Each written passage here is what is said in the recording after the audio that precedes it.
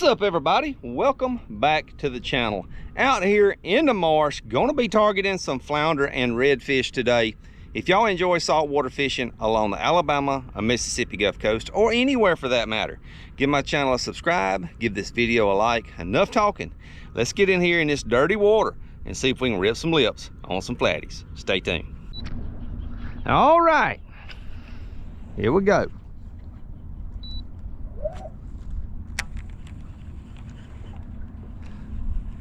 It has rained for the last 2 days.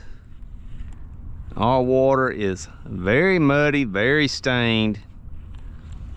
Going with the teaser, but I'm going with white and white. I don't really think the chartreuse is going to show up good in this stained water. So we're going to see what all white will do. I mean, visibility is bad. Got basically a full high tide. According to the tide chart, it's not supposed to be full high tide for another 3 hours, but it's high. Can't barely see my bait. Gonna pretty much have to knock them in the head today. Using the old fish bite, dirty boxer, and brawler. These are scented baits. I'll leave the link down in the description below. Very good baits. Really need that scent for flounder, especially when you've got bad muddy water like we've got today. Basically been muddy all spring. Haven't been able to run hardly any flounder gigging trips this spring due to the dirty water. When it does clean up and we can see the bottom, it's gonna be game on. Water temperature is sitting on 84 degrees. Got a little northwest breeze blowing today. Boiling mud, just boiling up. Not good. Don't remember having a spring in early summer with this much dirty water.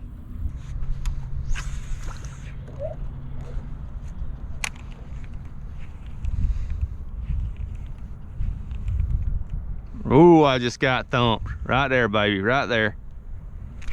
There we go. A trout. Look at there. Okay. Got a whole speckled trout. Was not expecting that for sure. He is a legal trout at 15 1/4 inches, but we're gonna let him go. See ya. Bye-bye, slimy thing. All right, that was unexpected. Trying to throw just as close to that shoreline as I can. On a higher tide, especially an incoming tide, those flounder will nose up right to that bank.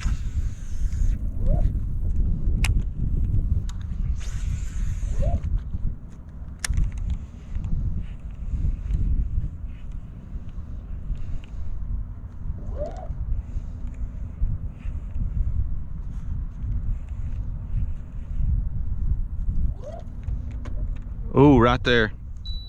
Right there. Is he on?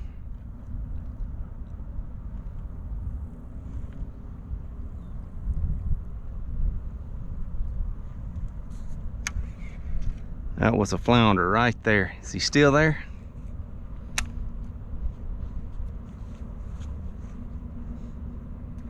Yep, he just hit it. There we go. Oh yes, baby. Yeah, baby. That's what I'm talking about. Let's go. Ah, should have netted him. Whew. That's okay. We wasn't keeping flounder anyway. But I would have liked to have tagged him. That was a good 17, 18 inch fish. Yeah, should have got the old net, but no big deal. He just didn't get him any jewelry, that's all. Nice fish though. I think summertime is here, y'all. It has gotten warm.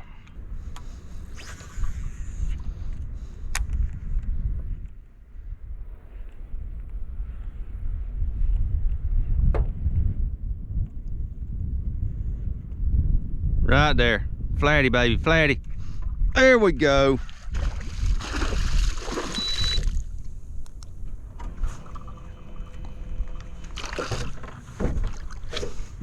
There we go.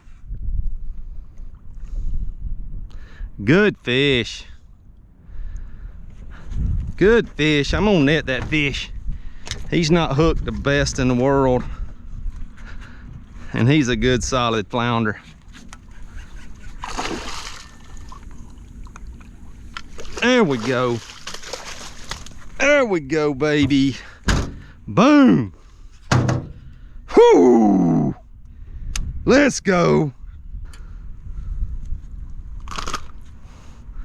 Whoo! Look at there, fellas. 21. 21 inch flatty, baby. Whoo, let's go, baby, let's go.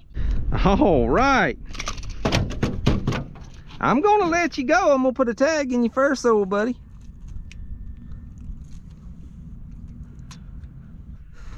I'm gonna keep this fish. I'll tell you why. Those lippers just pulled through and it ripped his bottom jaw wide open. And I don't think he would survive and be able to feed.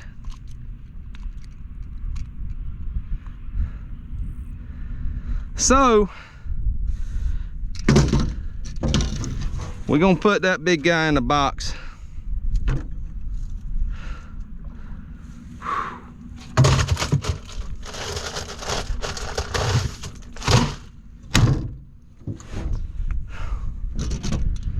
Whoo, let's go, baby, let's go. Never had one that the fish grippers ripped all the way through the bottom jaw. Didn't even think that was possible. So I know now to take it easier with the grippers. Was honestly planning on tagging and releasing that fish. Don't like keeping them that big.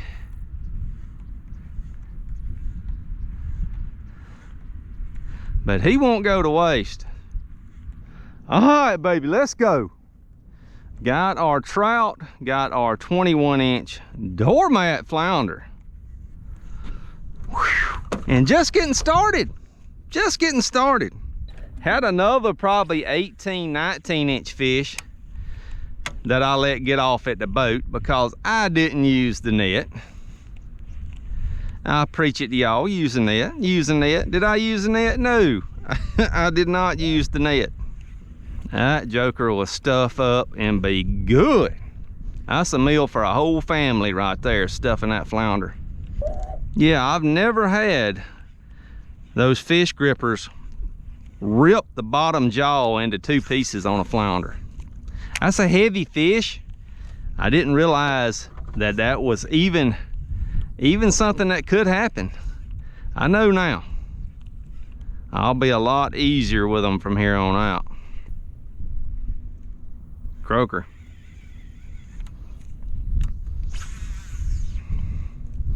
Y'all feel that machine gun bite, that doo-doo-doo-doo, doo-doo-doo. That's a croaker. Just don't set the hook. Give him a little slack and he'll leave it alone. If you try to set the hook thinking it's a flounder or something like that, he'll end up ripping your bait.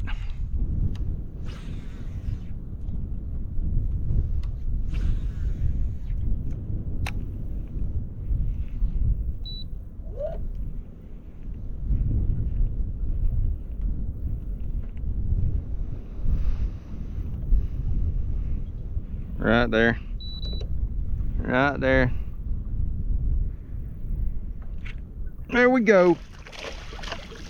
Got another one.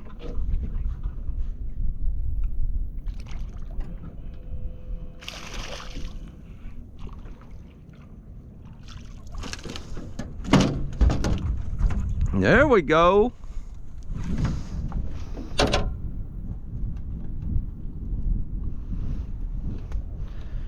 Pretty guy. 15. And let's go ahead and keep some fish. Being we got the one, that's good enough for a mess. Boom, let's go. Flounder number 2, right off that point right there. Always fish those points and creek drains. I say it time and time again, fish those points and creek drains real good. All right, let's go. A 21 and a 15. Really like fishing a marsh on a higher tide like this. When you've got all that flooded grass.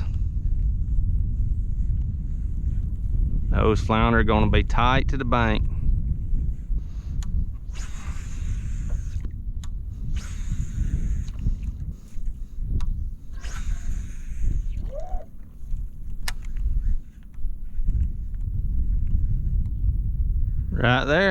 Right there, baby. All day long. Flatty. Let's go.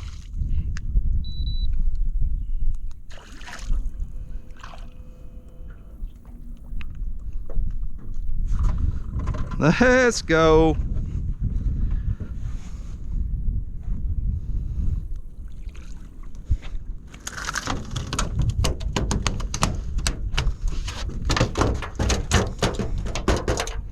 Flounder number 3.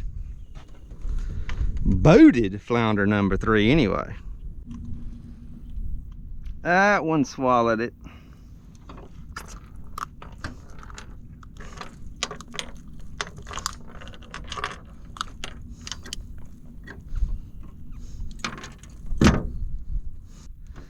He swallowed it deep. 16 inches off the ruler. In the cooler, baby. All right. We got a 21, a 15, and a 16. Get one more fish, and we gonna call it. Honestly, was planning on tagging and releasing today.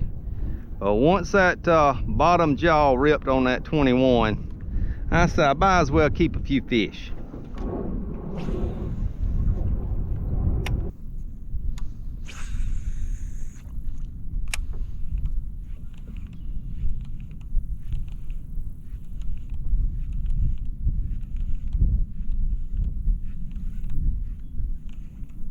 Right there. There he is. 2 casts later.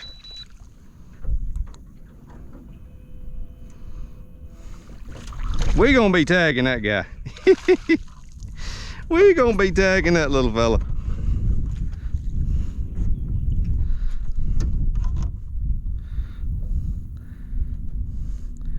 That's the hook set we want right there. That hook through that top gill plate and jawbone.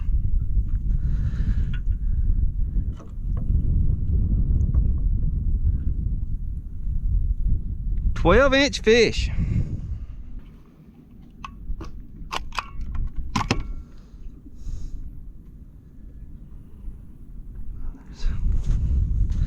All right, little dude. Thank you for the fight. Got a little jewelry. Safe release. Bye-bye. All right, let's go. That's 2 casts later. We catch another flounder. They are thick, y'all. If that water ever cleans up, it's gonna be game on for some flounder gigging charters. And that was a legal flounder in the state of Mississippi. But I don't like keeping them until they're at least 14 and a half inches long.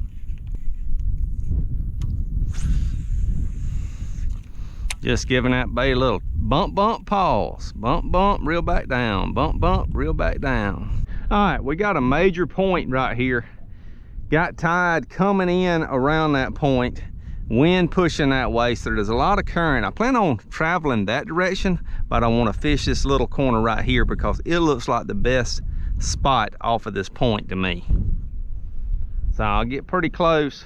drop those power poles and fan cast, make about 4 or 5 casts right here on this point. Right here should be a good spot, and throwing down, so you can see that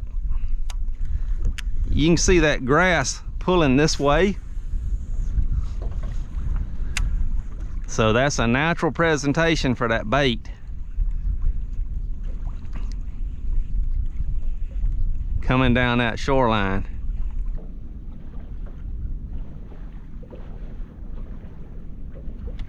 There we go. Told y'all.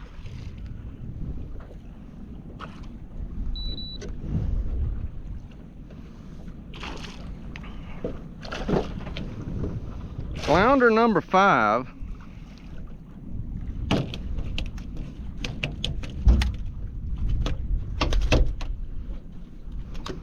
You can see that grass. You can see how that current is ripping through here. And that bait's a natural presentation, casting that direction, letting it come with the current coming down this shoreline. Those flounder will nose, they'll turn facing the current. If they're in a current situation, they'll always be facing the current, and they're laying there waiting for something to hop along, bounce along, a little bullman, a little shrimp, something like that, for them to attack. So that was a perfect spot. All right, got a good hook set on that guy.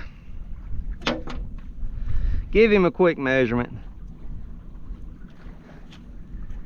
14 inches. We're gonna tag and release him. Want one a little bit bigger.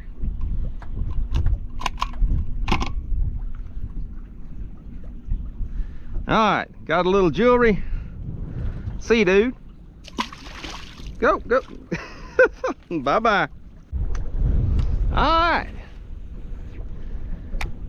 3 over the rail and in the pail, 2 tagged and released. And the old wind is picking up. All right, swapped over to the butt kicker paddle tail in a white knuckle color. Out of the dirty boxers, gonna have to get me some more.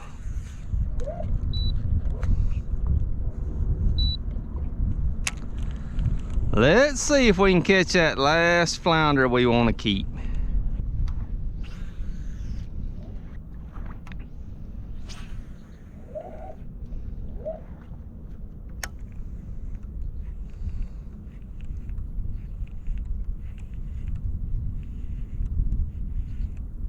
Right there. Right there, baby.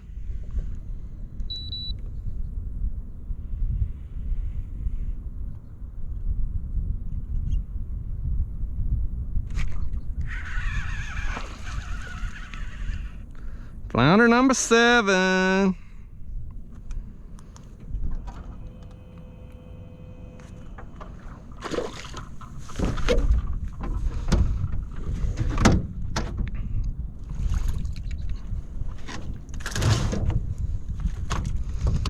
All right, 15-inch fish over the rail in the pail. Boom, mission accomplished. All right, everybody, we are fixing to wrap this video up. Had a fun time out here this morning, mid-morning fishing trip. A lot of stained water, a lot of dirty water for sure. Caught that big old doormat, that 21-inch doormat. Was planning on tagging and releasing today, but could not believe those grippers ripped right through his bottom jaw and broke it in half. Didn't even know that it would do that. So from now on, I'm going to be a lot more careful with the bigger, heavier, that was a heavy fish, big heavier fish with those grippers. Something to kind of keep in mind. We got 4 nice flounder in the box. Hope y'all enjoyed the video. Like and subscribe if you hadn't already for weekly, mostly flounder fishing content here along the Alabama and Mississippi Gulf Coast. And as always, if you didn't get to see me in the bayou, you can see me right here on Bayou Bandit Charters every Sunday morning, 9 o'clock. Thank y'all. See y'all next week.